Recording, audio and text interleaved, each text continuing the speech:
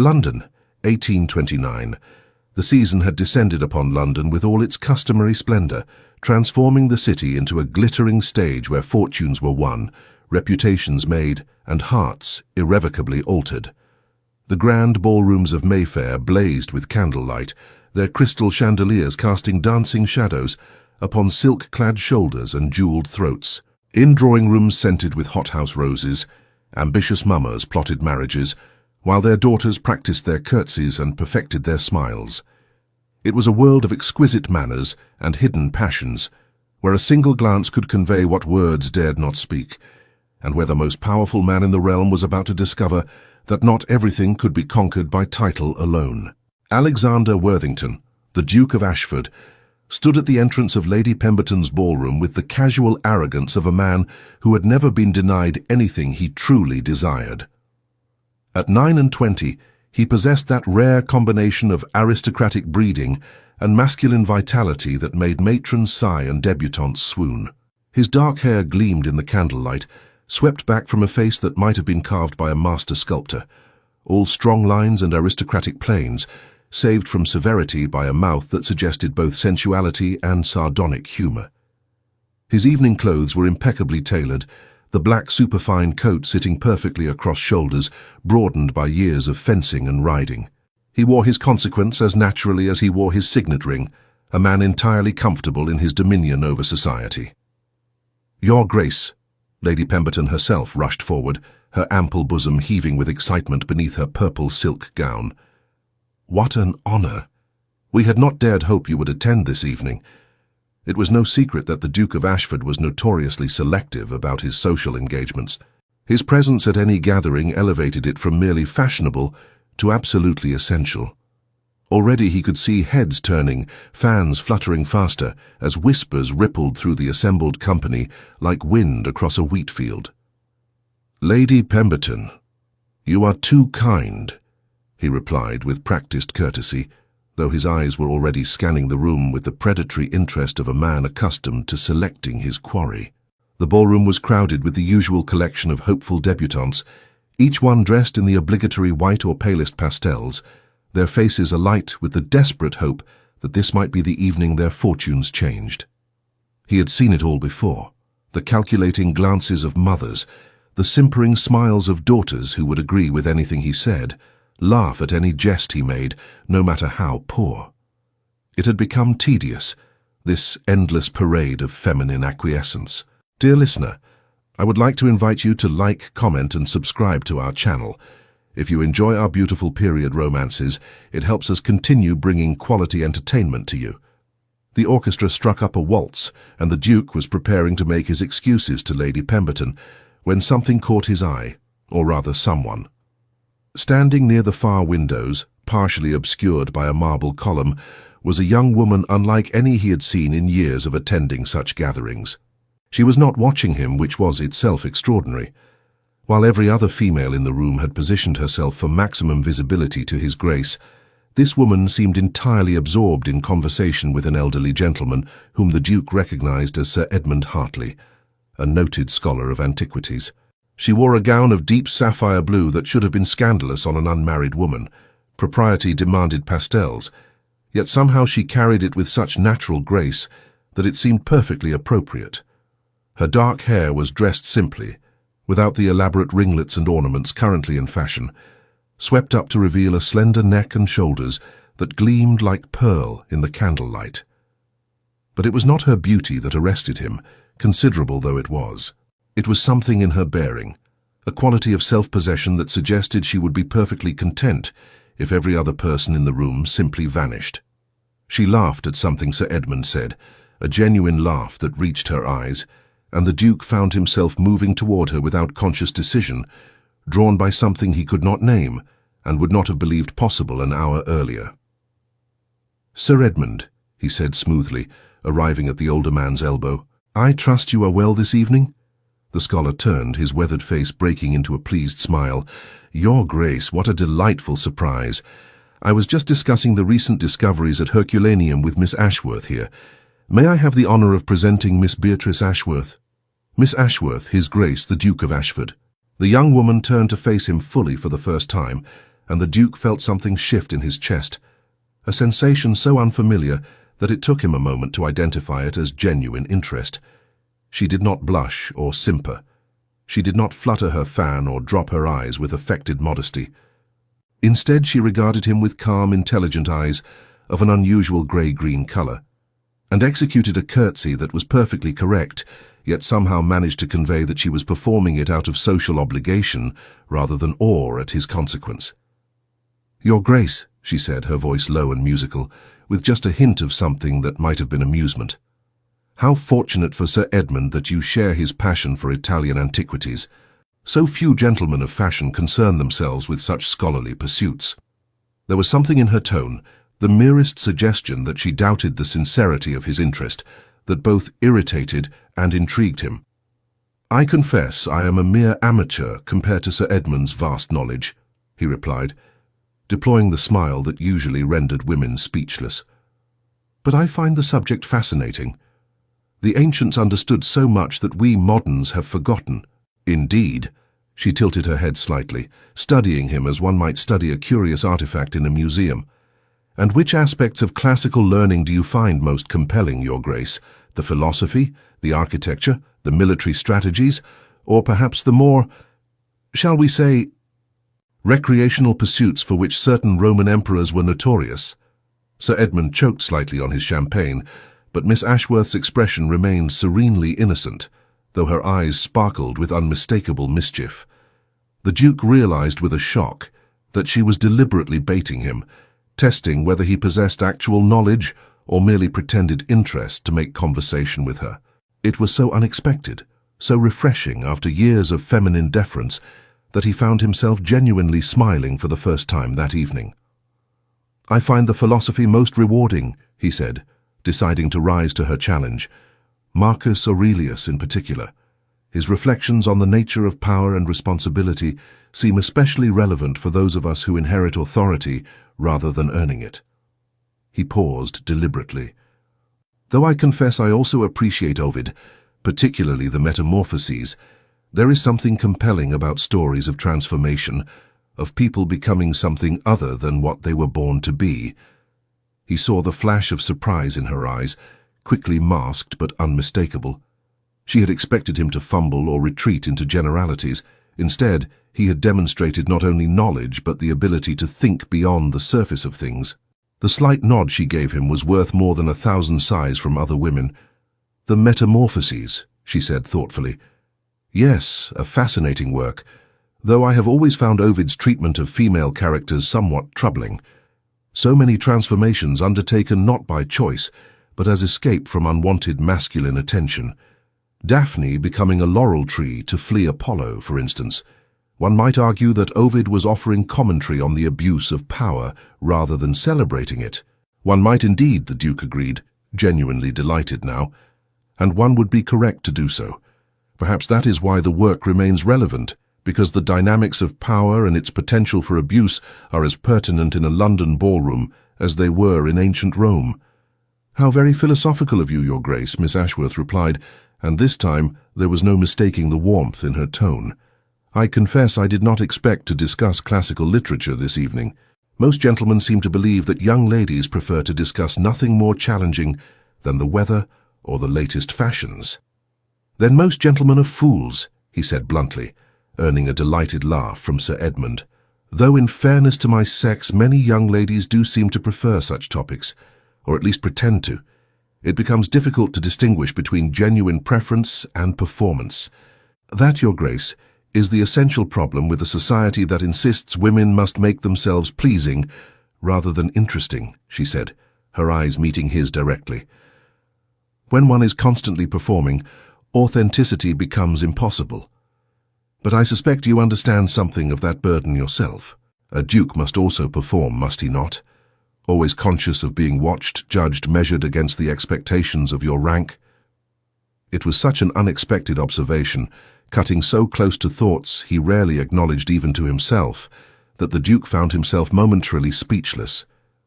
Before he could formulate a response, the music changed, and he heard himself asking, "Would you do me the honor of this dance, Miss Ashworth?"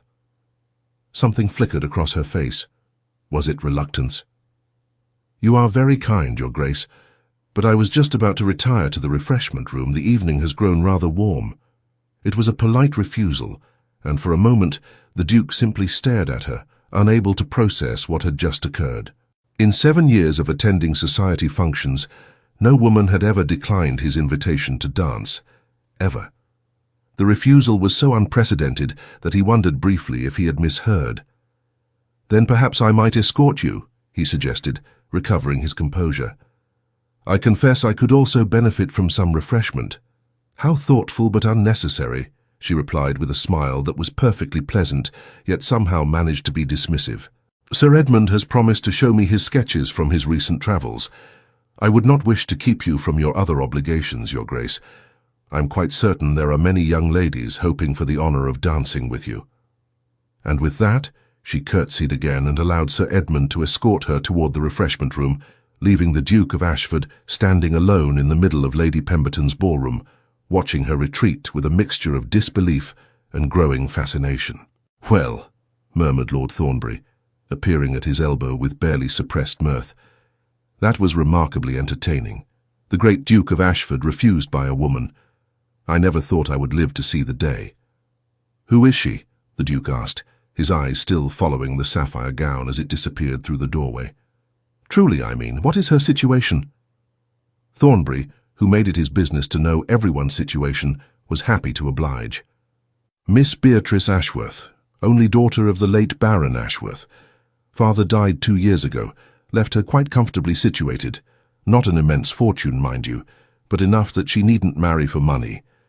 She lives with her aunt, Lady Catherine Ashworth, in a respectable house in Bedford Square. This is her 3rd season, which makes her practically a veteran of the marriage market. Rumour has it she's refused at least a dozen offers, including one from Viscount Weatherby." "Weatherby?" The Duke frowned. The Viscount was considered an excellent catch, handsome, wealthy, with an unblemished reputation. "Why would she refuse him?" "Apparently she found him boring," Thornbury said with a grin. "According to my sister, who is friendly with Miss Ashworth, the young lady has rather exacting standards. She claims she will not marry merely for position or wealth, but only for genuine regard and intellectual compatibility. Quite the romantic for someone so obviously practical in every other regard." The Duke barely heard the last part. His entire attention was focused on the doorway through which Miss Ashworth had vanished.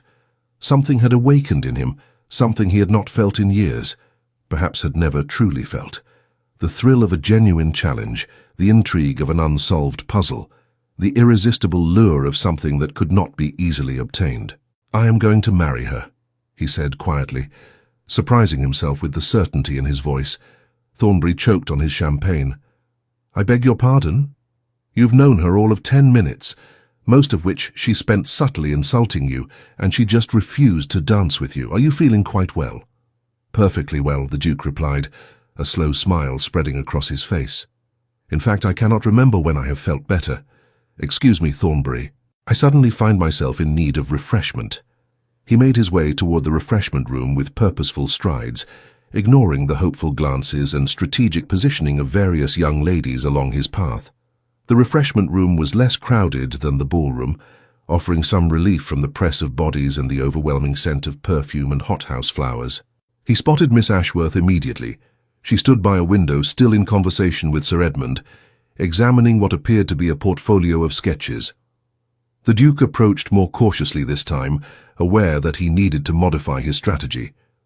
Miss Ashworth was clearly not impressed by title or consequence alone. She required something more, substance, perhaps, or genuine interest that went beyond superficial attraction. Very well, he could provide that. In fact, he realized with some surprise, he wanted to provide that.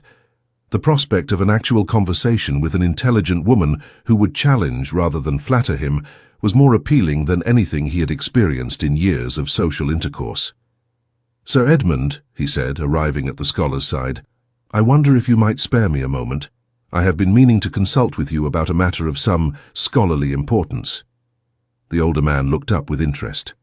"Of course, Your Grace. What matter is that?" "I am considering establishing a fund to support archaeological expeditions to Greece and Italy," the Duke said, the idea forming, even as he spoke, Though once articulated, he realized it was actually an excellent notion, and one he should have considered before. I understand you have connections with various learned societies, and might advise me on how such a fund could be most effectively structured. Sir Edmund's weathered face lit up with enthusiasm. Your Grace, what a splendid idea. This is precisely the sort of patronage that is so desperately needed. Yes, I would be honored to assist you in any way possible. Perhaps we might arrange a meeting at your convenience to discuss the details. Why not now? The Duke suggested, pulling out a chair at a nearby table. Unless, of course, we would be interrupting Miss Ashworth's evening. He glanced at her with calculated innocence. Not at all, Miss Ashworth replied, though her eyes told him she understood perfectly well what he was doing. I find the prospect of actual scholarship far more engaging than the usual ballroom chatter. By all means, let us discuss your philanthropic ambitions, Your Grace. I am curious to see if they survive contact with specific details and actual financial commitment. There it was again, that subtle challenge, the suggestion that she doubted his sincerity. Rather than irritating him, it only made him more determined to prove himself. They settled at the table, and what followed was one of the most remarkable hours of the Duke's life. What began as a strategy to maintain Miss Ashworth's presence became a genuinely absorbing discussion of classical archaeology, the best methods for preserving ancient artifacts, and the political complications of conducting excavations in territories controlled by the Ottoman Empire. Miss Ashworth, it transpired, was not merely well-read but genuinely scholarly in her interests. She had taught herself ancient Greek and was working her way through Latin, the better to read classical texts in their original languages. She had strong opinions about the proper methods for excavating archaeological sites, opinions that sometimes differed from Sir Edmund's, but were always well-reasoned and supported by evidence. She spoke with passion about the importance of preserving context, of recording exactly where each artifact was found, of treating ancient sites as sources of knowledge rather than merely repositories of treasures to be plundered for private collections. The Duke found himself contributing far more than he had intended, drawing on his own extensive education and his genuine interest in history and philosophy. The conversation ranged from the practical to the theoretical, from discussions of funding mechanisms to debates about the nature of historical knowledge itself. More than once, he and Miss Ashworth found themselves in friendly disagreement, their debate growing animated as they challenged each other's assumptions and pushed back against unsupported assertions. "You argue like a barrister," he said at one point, after she had neatly dismantled his position on the reliability of Herodotus as a historical source. "I shall choose to take that as a compliment," she replied, her eyes sparkling with pleasure, "though I suspect many gentlemen would consider it an insult to a lady's feminine delicacy." "Then many gentlemen are idiots," he said bluntly. "I cannot comprehend why intelligence in a woman should be considered anything other than an asset and a delight." Something shifted in her expression then. The wariness receded slightly, replaced by what might have been cautious approval. "That is a remarkably enlightened perspective, Your Grace. One does not often encounter it among gentlemen of your station." "Perhaps you have been encountering the wrong gentleman," he suggested, holding her gaze. She looked away first, but not before he saw the faint color rise in her cheeks. "Perhaps," she murmured. The evening was growing late when Lady Catherine Ashworth, a formidable woman in her 50s with iron-grey hair and shrewd eyes, appeared to collect her niece. "Beatrice, my dear, we should be departing. The hour grows unseemly late." Miss Ashworth rose immediately, gathering her reticule and shawl. "Of course, Aunt Catherine." She turned to Sir Edmund and curtsied. "Thank you for a most enlightening conversation, sir. I look forward to our continued correspondence on these matters. And you, Your Grace," she said, turning to the Duke with a curtsy that seemed fractionally warmer than her earlier ones. "You have quite surprised me this evening. I confess I did not expect to find such genuine scholarship beneath the facade of a fashionable duke." "I am filled with surprises, Miss Ashworth," he replied, rising and bowing over her hand. "I hope you will allow me the opportunity to reveal more of them to you. Perhaps you would do me the honor of allowing me to call upon you." He felt her hand stiffen slightly in his, and when she withdrew it, her expression had become guarded again. "You are very kind, Your Grace, but I am not receiving calls at present. My time is quite occupied with various pursuits and my studies. I would not wish to waste your valuable time with my tedious schedule." It was another refusal, politely phrased but unmistakable. The Duke felt a flash of frustration. He had spent the entire evening demonstrating that he was more than a superficial aristocrat, that he possessed the intellect and genuine interest she claimed to value, and yet she still held him at arm's length. What more did she require? "Surely your pursuits and studies do not consume every hour of every day," he pressed, more forcefully than he had intended. "One afternoon—" "Cannot be spared, I am afraid," she interrupted gently but firmly. "I do apologize, Your Grace. Perhaps we shall encounter one another again at some future social gathering. Good evening." And before he could formulate another argument, she was gone, her aunt shepherding her toward the exit with the efficiency of a seasoned military commander. The Duke stood watching them go, aware that Sir Edmund was regarding him with poorly concealed amusement. "Do not say it," he warned the older man. "Say what, Your Grace?" Sir Edmund replied innocently. "That Miss Ashworth is possibly the only woman in London who seems entirely immune to your considerable charms, that she appears to find the excavation of Pompeii more interesting than the most eligible bachelor in England. I would not dream of stating such obvious facts." "She is not immune," the Duke said with more confidence than he felt. "She is merely cautious. She has been pursued by fortune hunters and title seekers before, and has learned to protect herself. I simply need to demonstrate that my interest is genuine and not merely passing fancy." "And is it?" Sir Edmund asked shrewdly. "Genuine, I mean. Or are you simply intrigued because she does not fall at your feet like every other woman in London?" It was a fair question, and the Duke considered it carefully before responding. "Both," he admitted finally. "I will not pretend that her indifference is not stimulating. I have grown unutterably bored with simpering acquiescence, but it is more than that, Edmund. She is genuinely intelligent, genuinely passionate about ideas and learning. When was the last time you heard a woman in a London ballroom express a controversial opinion about anything more significant than whether the waltz is too scandalous to be properly danced? She is extraordinary, and I intend to win her." "Then I wish you the best of luck," Sir Edmund said, clapping him on the shoulder. "Though I suspect you will need more than luck. You will need patience, genuine effort, and the willingness to accept that she may never change her mind. Miss Ashworth is not a prize to be won, Your Grace. She is a person with her own desires and ambitions, and those may not include becoming a duchess." The warning was well meant, but the Duke barely heard it. His mind was already racing ahead, planning his next move. If Miss Ashworth would not receive him privately, then he would have to find other ways to demonstrate his sincerity. He would attend every social function where she might appear. He would make himself knowledgeable about the subjects that interested her. He would prove through action rather than words that he was worthy of her attention. What the Duke of Ashford wanted, he obtained. It had always been thus.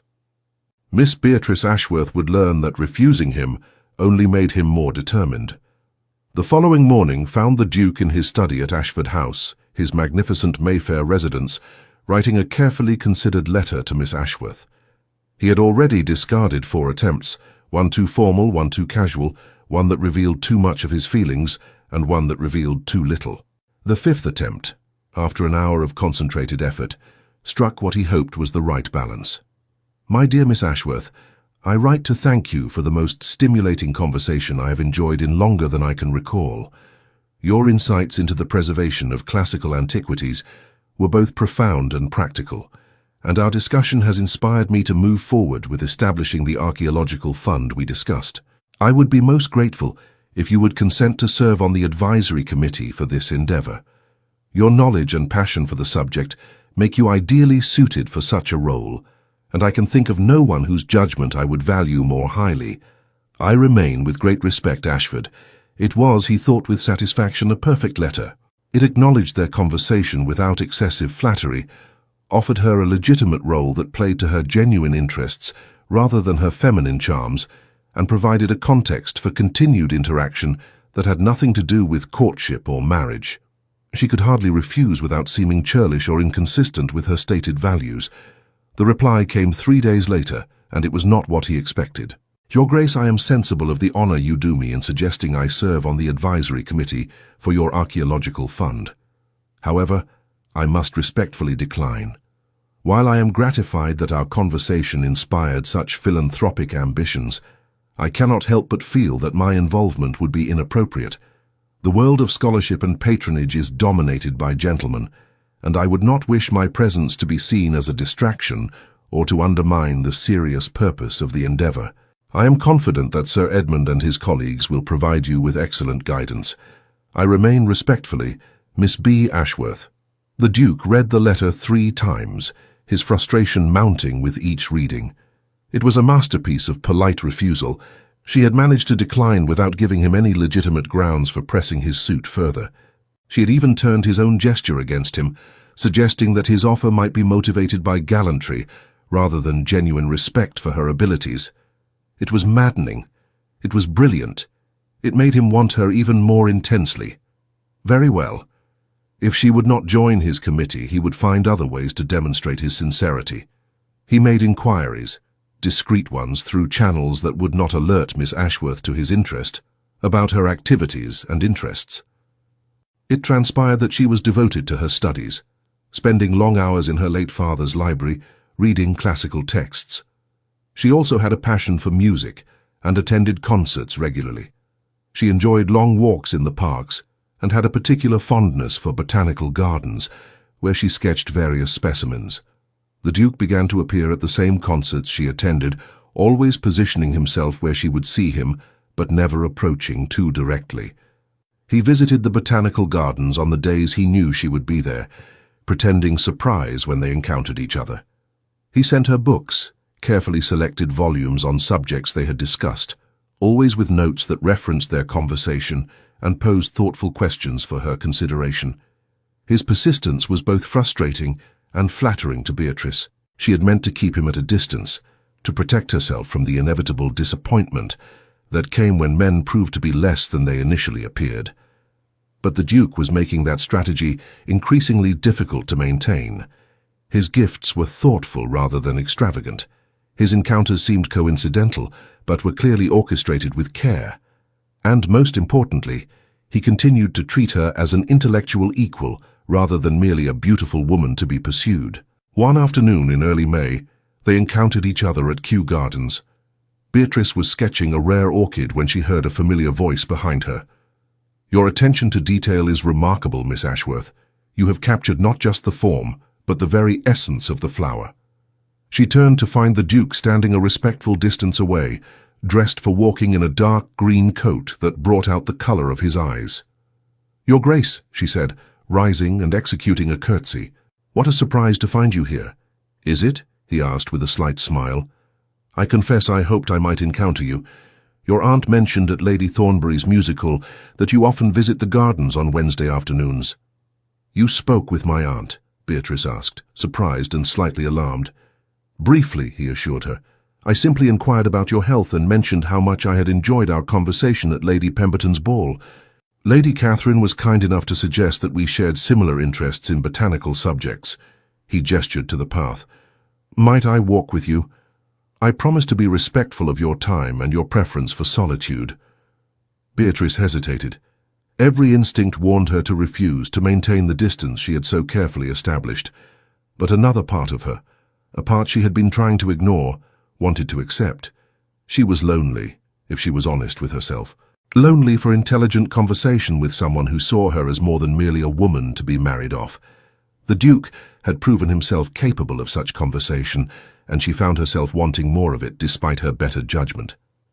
"Very well," she said finally, "but only for a quarter hour, Your Grace. I have much work to accomplish this afternoon." "I am grateful for whatever time you can spare," he replied, offering his arm. They walked together through the gardens, and the Duke was true to his word. He asked thoughtful questions about her sketches, listened attentively to her explanations of various botanical specimens, and shared his own observations with genuine enthusiasm. There was none of the forced gallantry she had experienced with other suitors, no attempts to turn every conversation toward flattery or romance. He simply talked with her, as one scholar might converse with another. "You know," he said after they had walked for some time, I've been thinking about our conversation regarding Ovid. You made an excellent point about the problematic nature of his transformations, women fleeing masculine attention only to lose their humanity in the process. It occurs to me that much of classical literature treats women as objects rather than subjects.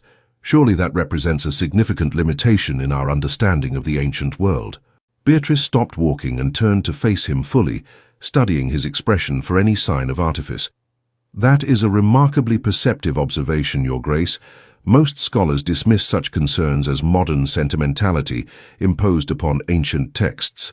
They argue that we must accept the ancients on their own terms rather than judging them by contemporary standards. And you disagree? He asked, genuinely curious.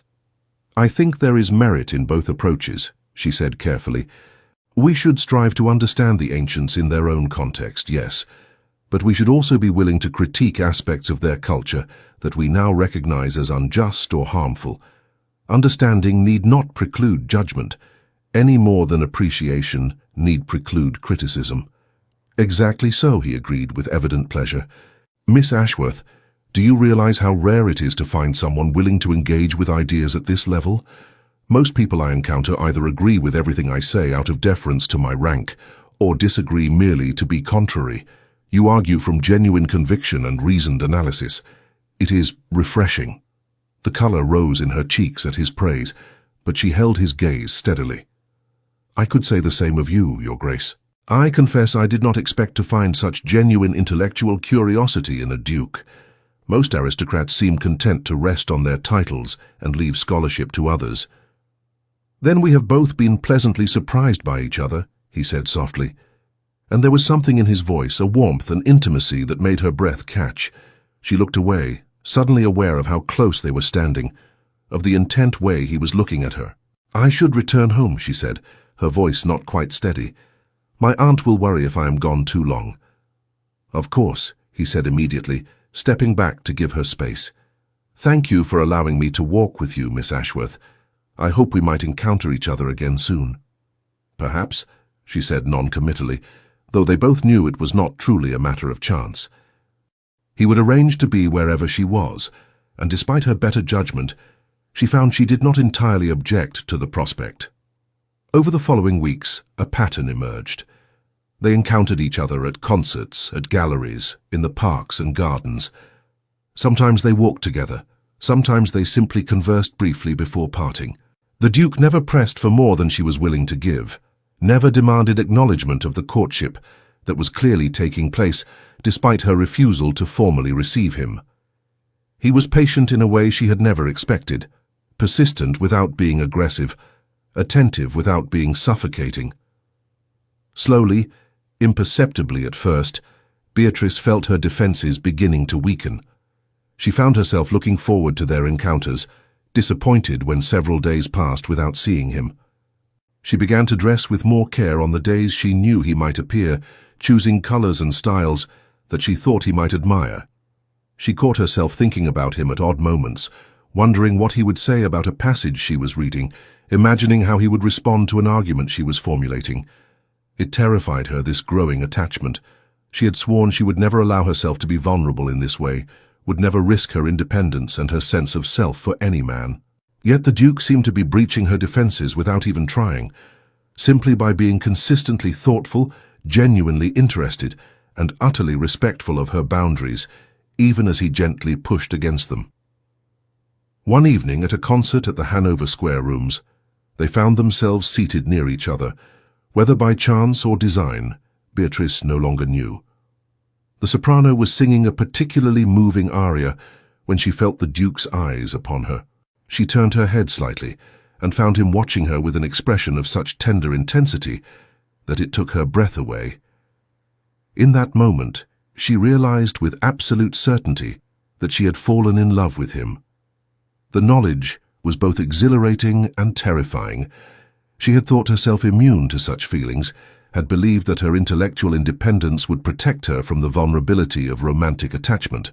Instead, she had discovered that genuine intellectual connection could be even more seductive than physical attraction, that a man who valued her mind could capture her heart far more thoroughly than one who merely praised her beauty. After the concert, as they stood in the crush of people waiting for their carriages, the Duke drew her slightly aside into a quieter corner of the vestibule.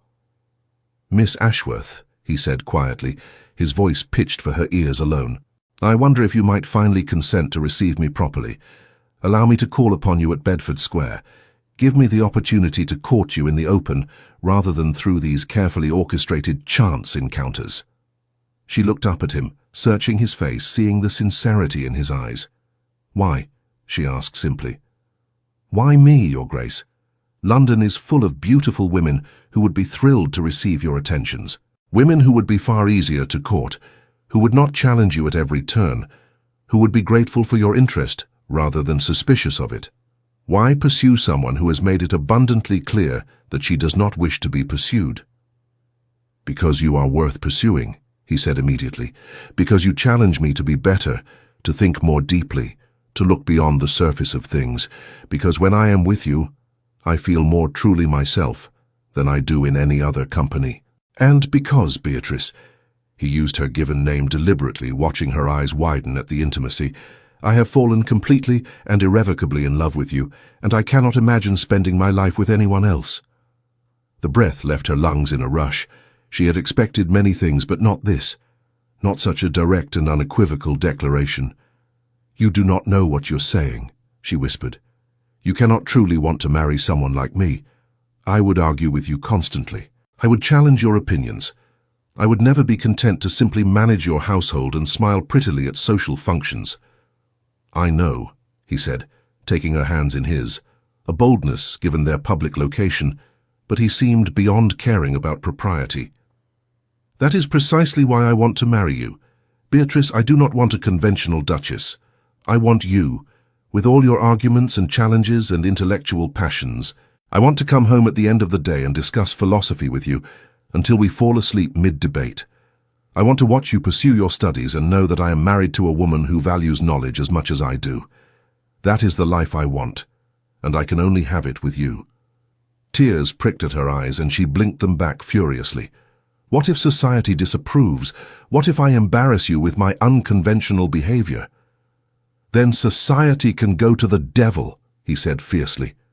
"Beatrice, you could never embarrass me. You could only make me proud. Please allow me to call upon you properly. Give me the chance to prove that I mean every word I am saying." She wanted to say yes. Every fiber of her being wanted to accept his declaration and his courtship. But fear held her back. Fear of disappointment. Fear of losing herself. Fear of discovering that his interest was merely the thrill of conquest and would fade once she surrendered. "I need time to think," she said finally. "This is all happening so quickly, and I cannot make such an important decision in haste." "Take all the time you need," he assured her, though his eyes showed his disappointment. "I will wait, Beatrice. However long it takes, I will wait for you." That night, Beatrice could not sleep. She paced her bedchamber, wrestling with the decision that would determine the course of her entire life. On one side lay safety, continuing as she was, independent and unattached, free to pursue her studies without interference. On the other lay risk, the possibility of happiness with a man who seemed to understand her, but also the possibility of heartbreak if he proved false. She thought about all the conversations they had shared, all the times he had demonstrated genuine interest in her thoughts rather than merely her appearance. She remembered how he had encouraged her to speak her mind, how he had listened with real attention when she explained her theories about classical texts, how he had sent her books with thoughtful notes rather than jewelry with empty compliments. By dawn, she had made her decision. The following afternoon, the Duke received a note in a feminine hand. "Your Grace, you may call upon me tomorrow at 3 o'clock. I make no promises beyond allowing you the opportunity to present your case. But I confess I am curious to see how you conduct a proper courtship, having become so accustomed to your improper one. Miss B. Ashworth." The Duke read the note 3 times, a smile spreading across his face. It was not an acceptance, but it was permission, and that was more than enough. He arrived at Bedford Square at precisely 3 o'clock the next day, dressed with particular care and carrying a bouquet of lilies and delphiniums. The butler showed him to a pleasant sitting room where Miss Ashworth waited with her aunt. Lady Catherine regarded him with shrewd eyes but said nothing, simply taking up her embroidery and positioning herself by the window, present as propriety demanded, but far enough away to allow private conversation. "Your Grace," Beatrice said, rising to greet him, "thank you for coming." "Thank you for receiving me," he replied, bowing over her hand. "I have brought you these. I hope you do not find them presumptuous." She took the flowers with a genuine smile. "Not at all. They are lovely. You remembered they are my favorites." "I remember everything you have ever told me," he said softly, and watched the color rise in her cheeks. They sat, and for a moment neither spoke. Then the Duke took a deep breath and began. "Miss Ashworth, Beatrice, I know you have doubts about my sincerity. I know you fear that I am pursuing you merely for the novelty of it, and that my interest will fade once the chase is over. I cannot prove those fears unfounded with words alone. But I can tell you with absolute certainty that what I feel for you is unlike anything I have ever experienced. You have changed me, challenged me, made me want to be more than I was, and I believe, I hope, that I might do the same for you." Beatrice studied him carefully, and he bore her scrutiny without flinching. "Tell me," she said finally, "what do you envision for a marriage between us, truly, I mean? Not the romantic ideal, but the practical reality. How would our lives be structured? What would be expected of me as your Duchess?" It was a test, and they both knew it. But the Duke had been prepared for such questions and answered honestly. "I envision a partnership," he said. "You would have responsibilities, yes, managing the household, entertaining when necessary, appearing at certain social functions. But within those constraints, you would have freedom to pursue your own interests. I would not ask you to abandon your studies or your love of learning. In fact, I hope you would share them with me. I imagine us building a library together, hosting salons where scholars and thinkers gather for genuine discourse. I see us traveling to Greece and Italy to see the ancient sites we have discussed. I see us growing old together, still arguing about philosophy, still challenging each other to think more deeply." "And children?" she asked quietly. "What of children?" "I hope we will have them," he said honestly. "An heir is expected, yes, but more than that, I would want to raise children with you, to teach them the values we share, curiosity, compassion, the importance of using one's advantages to benefit others. I think we would make excellent parents together, Beatrice. We would teach our daughters that intelligence is nothing to be ashamed of, and our sons that women deserve respect and partnership rather than subjugation." She was quiet for a long moment, and he could see the war being waged behind her eyes, hope battling with fear, desire fighting against caution. Finally, she spoke. "I am afraid," she said softly. "I am terrified of wanting this, of wanting you, and then discovering that it was all an illusion, that you would eventually grow tired of my unconventional ways and wish you had chosen someone more biddable." "Then let me prove it to you," he said urgently, leaning forward, not with grand gestures or empty promises, but with time and consistency. "Let me court you properly, openly. Let me show you every day in 100 small ways that I mean everything I say. And when you are finally convinced that this is real, that I will never ask you to be anything other than exactly who you are, then, and only then, will I ask you to marry me. Is that fair?" She looked at him for a long moment, and he saw tears gathering in her eyes. "Yes," she whispered. "Yes, that is fair. But Alexander, you should know, I am already half in love with you, and it terrifies me." His heart soared at her admission, but he kept his voice calm, gentle. "Then let us be terrified together. I promise you, Beatrice, whatever comes, we will face it side by side." Thus began the most unusual courtship London society had seen in years. The Duke called upon Miss Ashworth regularly, always proper, always respectful of her boundaries, but making his devotion increasingly clear. They walked in the parks, discussing everything from classical philosophy to modern politics. They attended lectures and concerts together, always properly chaperoned but clearly absorbed in each other's company. They exchanged books and long letters debating various scholarly points.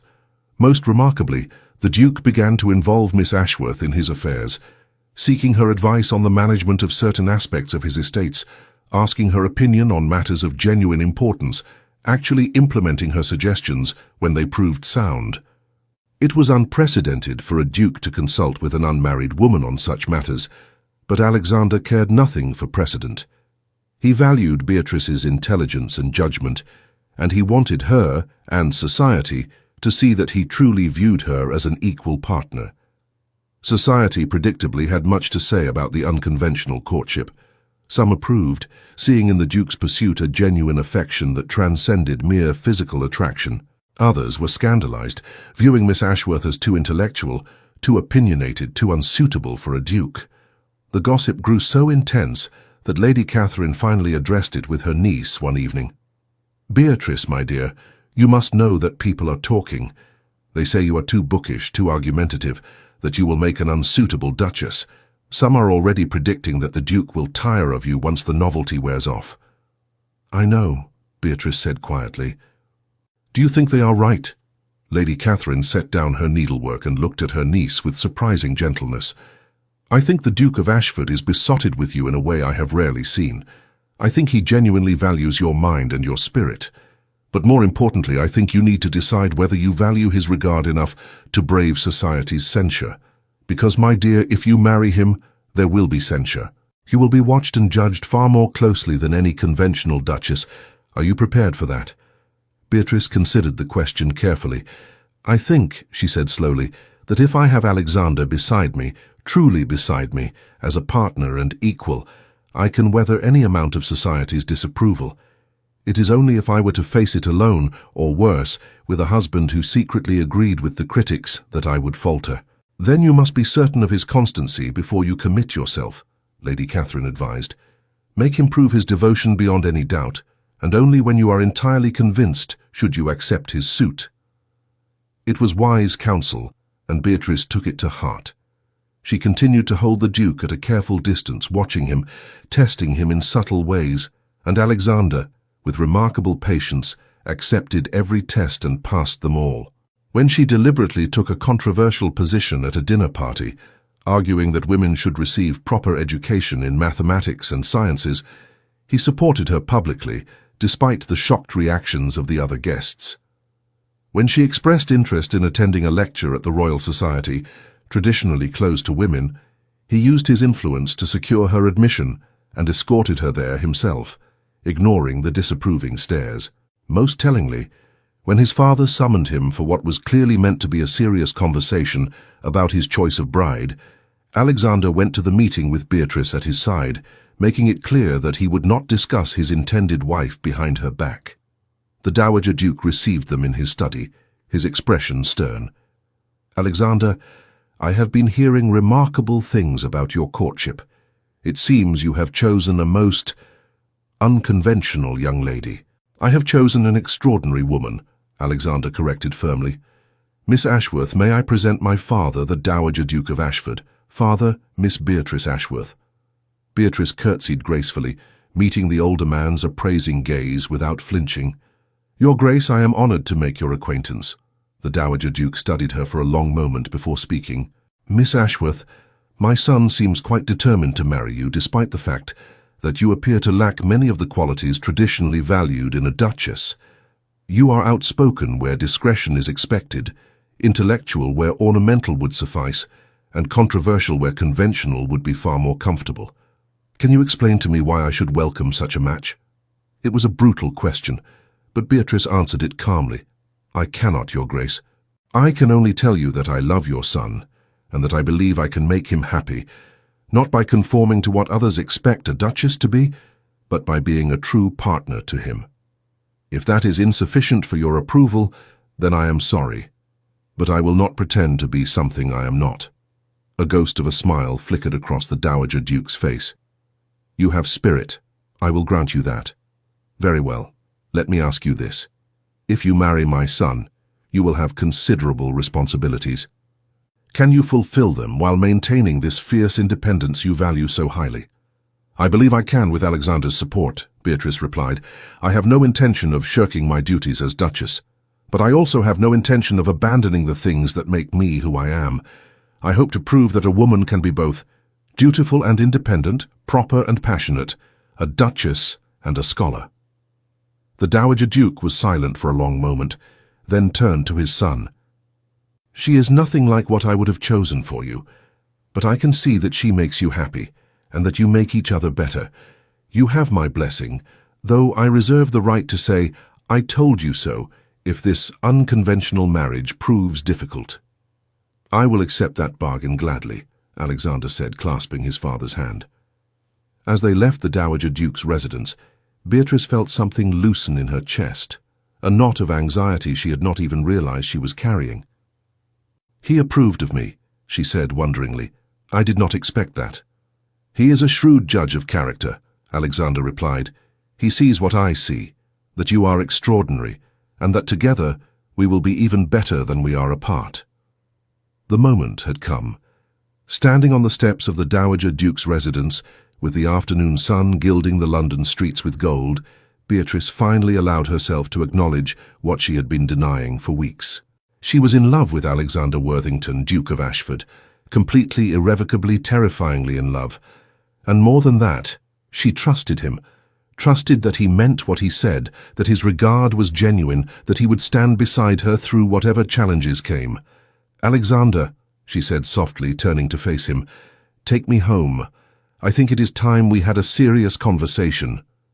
They rode to Bedford Square in charged silence, both aware that something momentous was about to occur. Lady Catherine, with the discretion that had endeared her to her niece, excused herself shortly after their arrival, leaving them alone in the sitting room. Beatrice, Alexander began, but she held up a hand to stop him. Let me speak first, she said. I have been unfair to you. I have held you at a distance, tested you at every turn, demanded that you prove yourself again and again when you had already demonstrated your sincerity dozens of times over. I did this because I was afraid of wanting something so much and then losing it, afraid of being vulnerable, afraid that love would mean the loss of myself. She paused, gathering her courage, then continued. But you have shown me that I was wrong. That love, true love, the kind based on mutual respect and genuine partnership, does not diminish either person. It elevates both. You have made me braver, Alexander. You have made me believe that I can have both independence and companionship, both intellectual freedom and romantic love. And so I am ready to stop testing you and start trusting you. I am ready to say yes. Yes? He repeated, hardly daring to breathe. Yes, I will marry you, she said, smiling through the tears that were now streaming down her face.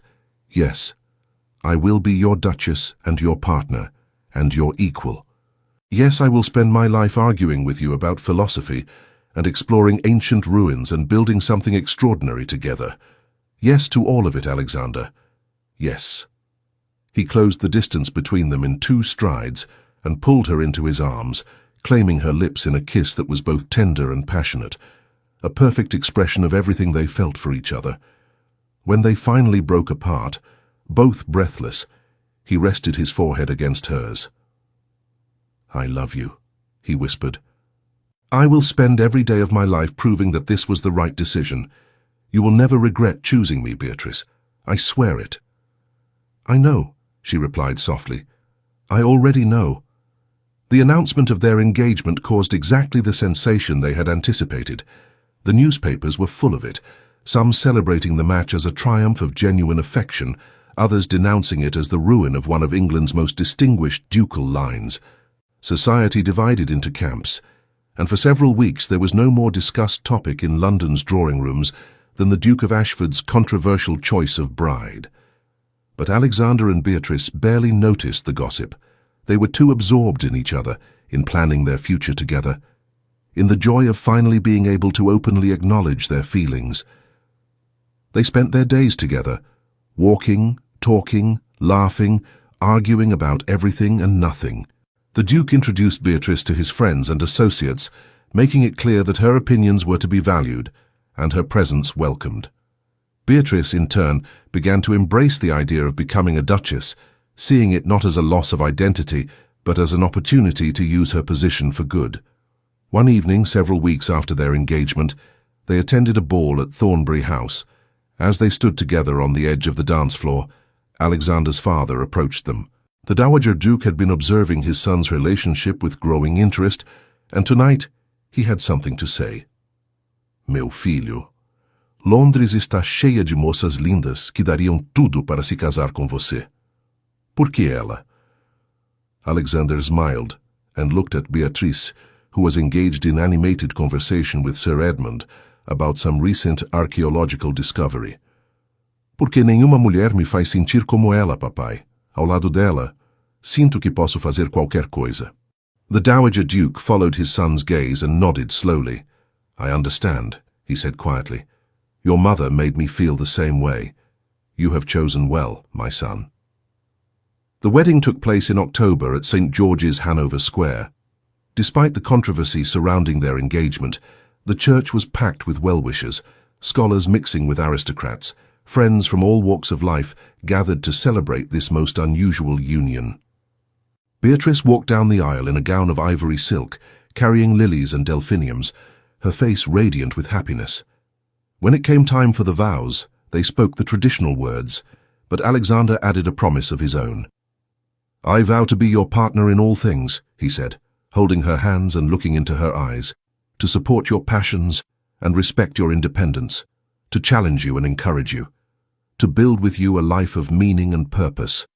This I promise before God and all these witnesses. Beatrice's eyes filled with tears as she responded, and I vow to stand beside you as an equal, she said, to share with you my thoughts and dreams, to argue with you and laugh with you, to create with you a partnership that honors both of us. This I promise with all my heart. When the vicar pronounced them man and wife, and Alexander kissed his duchess for the first time in public, the church erupted in applause, highly improper according to traditional standards, but somehow perfect for this most unconventional of marriages. The years that followed proved the wisdom of their choice. Alexander and Beatrice built a life together that was both deeply romantic and intellectually fulfilling. They established a magnificent library at Ashford House, hosting regular gatherings where scholars and thinkers met for genuine discourse. They travelled extensively, visiting the ancient sites they had discussed during their courtship. They managed the estates together, with Beatrice proving to have excellent judgment and administrative skills that complemented her husband's strengths. Most importantly, they remained partners in the truest sense. They argued frequently about everything from philosophy to estate management, but their arguments were spirited rather than bitter, motivated by mutual desire to reach the best conclusions rather than to dominate each other. They challenged one another constantly, pushing each other to think more deeply, to consider perspectives they might otherwise have missed, and through it all, they loved each other with a devotion that only grew stronger with time. They had 4 children, 2 sons and 2 daughters, who were raised in an atmosphere of intellectual curiosity and mutual respect.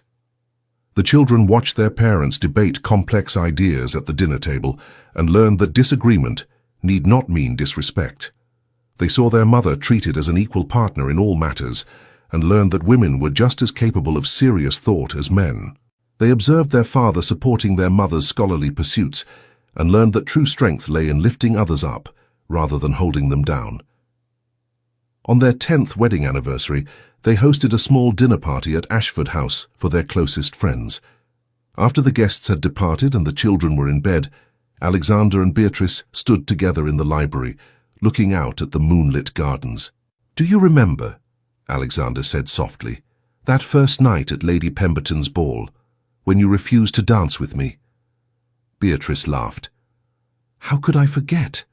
I was so determined to dislike you, so certain that you were just another arrogant aristocrat who wanted a pretty ornament rather than a real partner. And I was so arrogant, he admitted ruefully. I thought I could simply decide to marry you and you would fall into line like every other woman I had ever pursued. You taught me so much about humility and genuine effort. She turned in his arms to face him, reaching up to cup his cheek. You taught me something too. You taught me that it was possible to be loved for exactly who I am, without pretense or performance. That was a gift beyond price, Alexander.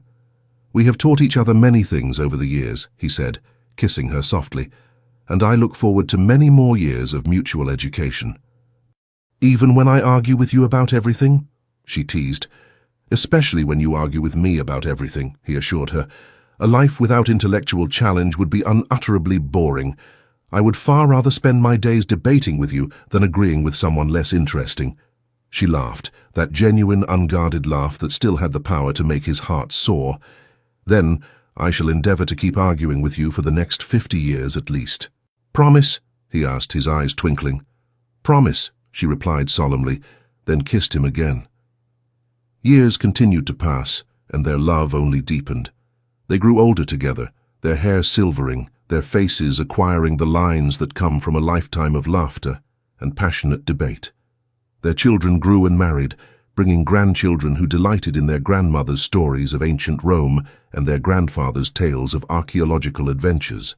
London society, which had once been scandalized by their unconventional marriage, gradually came to view them as a model couple. Other young people, inspired by their example, began to seek partnerships based on genuine compatibility rather than merely advantageous connections. The world did not change overnight, but it changed slowly and steadily, in part because two people had dared to build a life together on their own terms. On the night of their 25th wedding anniversary, they returned to Kew Gardens, where they had once walked together during their courtship. They stood in the same spot where Alexander had first asked to court Beatrice properly, looking up at the stars. "Do you remember what I said to you here?" Alexander asked, taking her hand. "You said many things," Beatrice replied with a smile, "but I remember most clearly when you said you wanted a partner, not a conventional wife. That you wanted to debate philosophy until you fell asleep mid-argument. And we have done exactly that, haven't we?" he said with satisfaction, "though I confess the arguments are often more interesting than the sleep." She laughed and squeezed his hand. "Alexander, if I could go back to that ballroom and do it all again, I would not change a single moment. Every argument, every challenge, every time I refused you or tested you, all of it led us here, to this life we have built together. You are still the most extraordinary man I have ever known, and I am still as much in love with you as I was that day when I finally agreed to marry you. And you, Beatrice Worthington, are still the most brilliant, infuriating, wonderful woman I have ever met," he replied, turning to face her fully. "You wore down my arrogance not through submission, but through being so completely yourself that I could not help but be changed by knowing you. You showed me what real partnership looks like, and I am grateful for it every day." They kissed there under the stars, two people who had found in each other something rare and precious, a love that did not demand conformity but celebrated authenticity, a partnership that made both of them better than they could have been alone, a marriage that had become a testament to what was possible when two people truly saw each other as equals. And if their story inspired others to seek the same kind of partnership, to value substance over superficiality, authenticity over performance, then that was perhaps their greatest legacy, the proof that love, when built on a foundation of mutual respect and genuine affection, could transform not just two lives but ripple outward to touch countless others. As they walked back through the gardens hand in hand, Beatrice thought about that frightened young woman who had been so certain that marriage would mean the end of everything she valued. How wrong she had been. Marriage to Alexander had not been an ending but a beginning, the start of an adventure that had exceeded every hope and dream she had barely dared to have. "What are you thinking about?" Alexander asked, noticing her contemplative expression. "I am thinking," she said slowly, "that I am very glad I did not succeed in keeping you at a distance. My life would have been so much smaller, so much less joyful without you in it." "Then we are in agreement for once," he teased, and she laughed and kissed him again there under the stars, still in love after all these years, still partners in every sense of the word. And somewhere in London, in drawing rooms and ballrooms, young women were hearing their story and thinking that perhaps, just perhaps, it was possible to have both love and independence, both marriage and identity, both partnership and selfhood. Perhaps it was possible to find someone who valued your mind as much as your beauty, your character as much as your connections, your authentic self as much as any performance. The Duke and Duchess of Ashford had shown that such love was possible, and in doing so, they had given hope to everyone who yearned for something more than society's conventional offerings. Hope that somewhere out there was a person who would see them truly, love them wholly, and walk beside them as an equal partner through all the adventures life had to offer.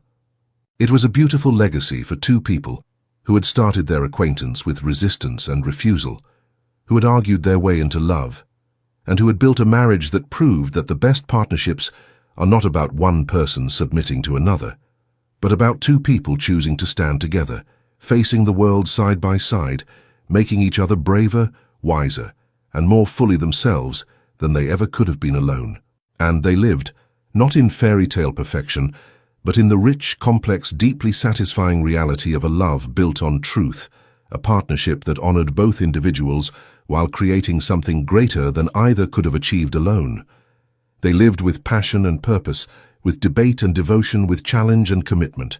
They lived, in short, exactly as they had promised each other they would, as equals, as partners, as two souls who had found in each other the perfect complement, the ideal companion for life's grand adventure.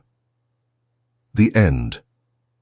A love story of pride, desire, and a partnership that changed not only two hearts, but an entire society, proving that the greatest romance is found when two people dare to be authentically themselves and build something extraordinary together. Thank you for staying with us until the end of this emotional journey. If this story touched your heart, we invite you to subscribe, like, comment, and share our channel. Your support inspires us to keep creating more stories of love, redemption, and breathtaking twists. Help us reach our first 1,000 subscribers, and together we'll continue sharing tales that warm the heart. At the end of this video, you'll see a suggestion for another of our historical stories. Click and let yourself be enchanted by another unforgettable tale. With all our gratitude, Echoes of Romance,